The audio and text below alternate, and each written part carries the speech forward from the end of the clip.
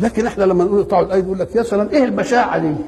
يا شيخ البشاعه، والبشاعه يعني مش في هيروشيما لما عملت قنبله كده عمال اثرها لسه في اللي بيتولدوا النهارده.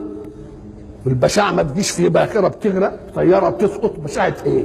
طب الحروب اللي انتوا بتشنوها دي ما تشوف المعوقين منها قد ايه؟ ايه المعوقين؟ كتير قد اكثر من كده ولا مش اكثر؟ تبقى ايه الرحمه الحمقاء ولا كراهه لحدود الله؟ ولذلك انا قلت مره من عرفه، خطبه عرفه للناس جميعا، قلت ارجعوا الى حكامكم وقولوا لهم اقطعوا يد السارق. فالذي لا يقطع يد السارق في نيته ان يسرق، خايف على ايده، خايف على ايده لما نجيب له سيره القطع ايده تنمل، ايده تنمل. نعم.